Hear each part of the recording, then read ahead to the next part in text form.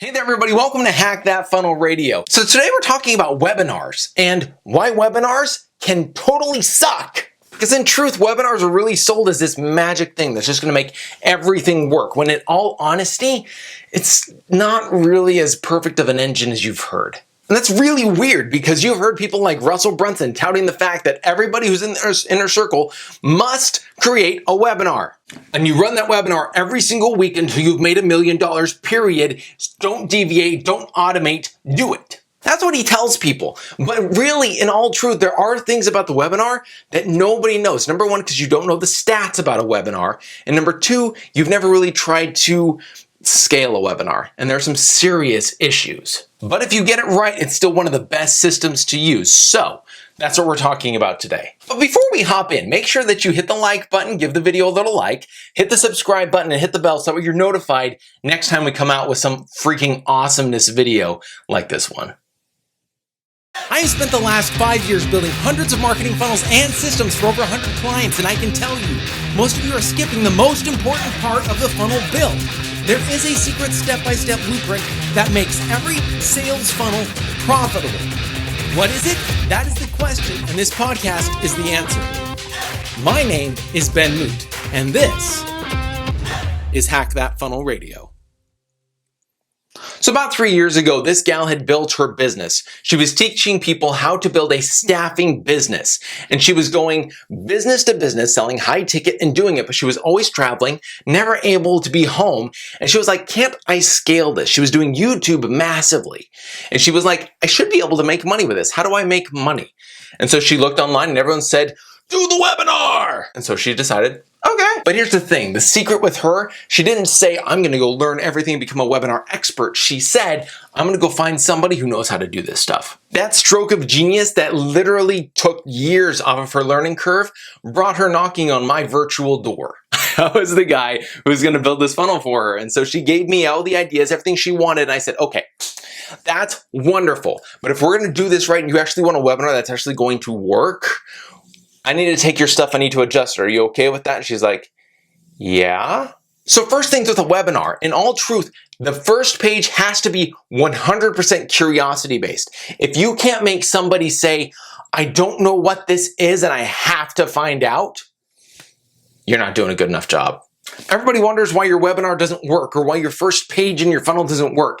It's usually curiosity. And with everybody's webinar, they're like, this is the way to make so much money online. And you're like, oh, I know that. If somebody looks at your headline and says, oh, I know how to do that already, done. You've just destroyed your entire opportunity in order to make your business work. Curiosity has to be built in. So we built an awesome curiosity hook. We made sure the page looked spectacular so that way she looked professional.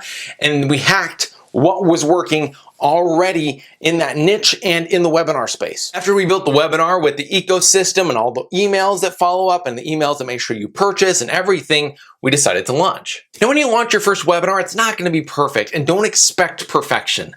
You're gonna fall flat on your face, and that's okay. Now, when you do launch your webinar, make sure you're only promoting it for like 2 or 3 days before the webinar. There's a statistic out there, I don't know what it actually is. It just says that we have less of an attention span than a goldfish. I don't believe that's exactly true because you're still here. But at the same time, it's totally possible. So you need to make sure that you're giving people only a small window, because if it's longer than 2 to 3 days, I guarantee you people will forget and they will not come. That is traffic that is wasted. If you're going to run live, either run it once a week and only advertise in specific spots, or run it 2 to 3 times a week and just put in the work. And yes, live webinars do far better than automated webinars. Automated webinars, they sound attractive because you get your life back, but literally, listen to Russell Brunson, do it live. So we launched the webinar, and as everything goes with a webinar, in any funnel, the first week is gonna go, and it's just gonna fall over. It's just gonna fail. It's gonna be really bad. I don't know why I'm liking that noise, but I'm doing it a lot this time. Anyways, we launched the funnel, and rule number 1, when you're doing a presentation, any presentation, this specifically a webinar, you have to bring the energy. And luckily this gal, she was bringing it and it was working awesome. And she got everybody to be on top of things, like everybody was commenting, she was having a blast with this thing. And then we went to the sales pitch, and It didn't quite make it all the way that we wanted, but that was not a failure. Webinars are an awesome machine for testing because literally 1 week it's going to suck. The next week you can suck less. The next week after that you suck even less until you make this thing the magic machine. But it's literally you adjusting until you get there. And it takes a lot of energy. It takes a lot of input. But this is the system that can make this work. There's only one problem. If you're spending paid traffic to a webinar, it's inconsistent, beyond inconsistent. Now, the ways that big gurus get over this, like Stephen Larson and Russell Brunson, is a lot of their traffic is organic. And so organic traffic will continue to convert the way organic traffic does. Paid traffic ebbs and flows. There will be days when it's super cheap to get it, days where it's expensive. And as you scale your ad spend, it actually gets more expensive to get a registrant and much more expensive to get a sale. So here's the dealio. How do you actually make this work? Well, this is the issue we came up with this client. We would have these ebbs and flows because a lot of her traffic was paid.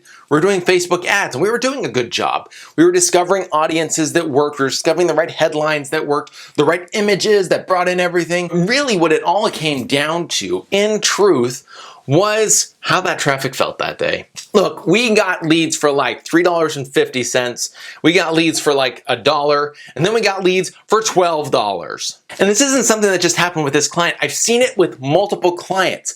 And in fact, I actually took this question and I asked it to a very big guru. I don't know if I should name drop. I'm gonna name drop. His name is Frank Kern. I'm in his inner circle, which really is a good program, honestly. So I'm on a call and he says literally, yeah, that's just kind of the way the webinar goes. And I was like, nobody told me that. Everybody said, you put in $1, you make $3, you scale. Nobody said, well, it ebbs and flows, and yeah, it definitely gets more expensive as you start to increase your ad spend. Nobody said that. And nobody will tell you that. Nobody will tell you. And that's what sucks.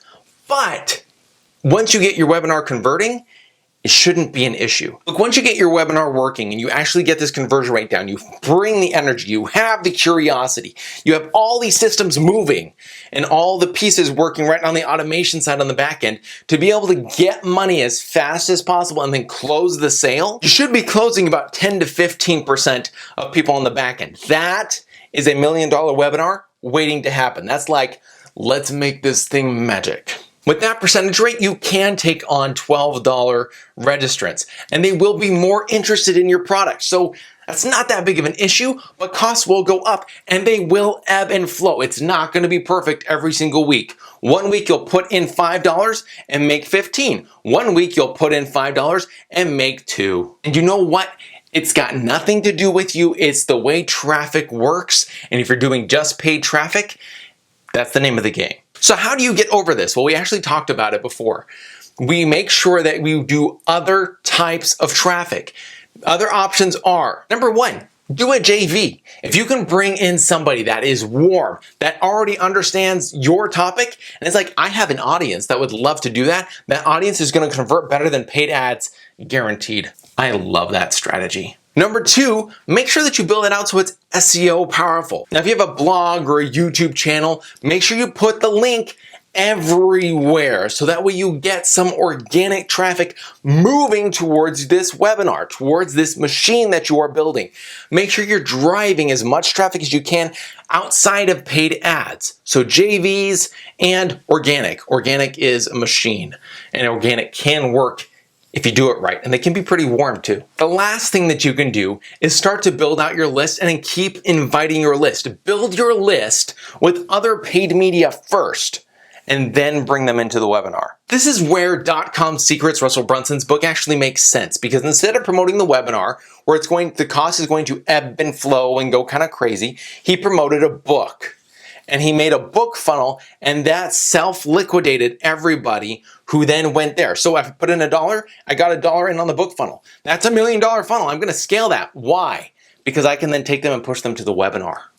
And if only a small smidgen of a percentage actually work there, my business is exploding. So number 1, definitely look into doing a JV. Do a Dream 100. Start listing out the people that you want to work with in your niche and start reaching out, seeing how you can give them value. Put them on a podcast, on a YouTube channel. Whatever you're doing, promote them and help their following. And you will suddenly become somebody they want to connect with. It works.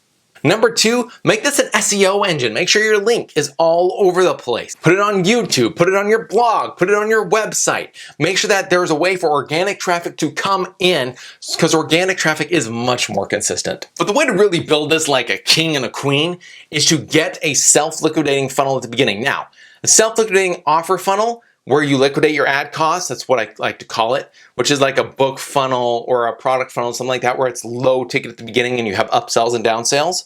That type of a funnel is really hard to get working right. It's kind of complicated. So I highly recommend you do number 1 and number 2, but once you start to do those out and you're like, okay, I got this, that's when you go to step number 3. So again, just to recap, webinars are one of the best ways for you to scale your business. It still is. It worked for this gal and we scaled it and it worked. It was inconsistent, but it can work. You just have to know the secrets of a webinar, to be absolutely honest, which include, number 1, keep the curiosity high. Number 2, don't let people wait longer than 2 or 3 days to hop on the webinar. Number 3, present with energy. And number 4, make sure that you have an entire ecosystem built around this, so that way you keep following up on customers all the way through the process, and it's not a one touch and done. Otherwise, your webinar isn't going to work. Your funnel isn't going to work. There needs to be that ecosystem. That's the biggest issue with webinar funnels when you start to scale with Facebook ads, guys. I'm grateful that you were on. Thank you so very much. Now, if you have a question or is there something still on your mind, did I not cover something that you wanted covered? The next couple of episodes are going to be kind of webinar focused. I want to talk about the client stories where we actually built a webinar. Eventually, we'll get into other types, but we want to talk about the webinar first, because this is the presentation funnel. The webinar is one of the best ways to actually start to scale your business. There's a lot of reasons why Stephen Larson just connected his high ticket offer lab offer into presentation funnels or webinars. And why Russell Brunson still says, build a webinar, scale it to 1 million, do it live. It still works. So we're gonna hit on this for a while, but if you have any questions, what I want you to do is go to hackthatfunnelradio.com. And when you go there, you're gonna be able to scroll down to the bottom and ask any question you want. I'll feature you on the podcast. Guys, thanks for being on. Let me know your thoughts in the comments below. What did you think of this? What has been your experience when you've built a webinar? What have been the hiccups that you've found? Because there are a lot of things that you can trip over when you're building a webinar right. Let me know your thoughts in the comments. Let me know what your questions are, and let's keep hacking. Was that cool or was that cool? I want to offer something really, really special here. Do you have a question? Do you have a thought? Is there something that's been looming on your mind and you just want to get an answer? Well, check this out. If you can go to hackthatfunnelradio.com, scroll to the very bottom, you will be able to send me a direct voice message asking your question. And if I can, I will put it on the podcast. I'll literally put your voice on the podcast and I will answer your question directly. That sound good? All you have to do is go to hackthatfunnelradio.com, scroll to the bottom, record your question, and I will get back to you.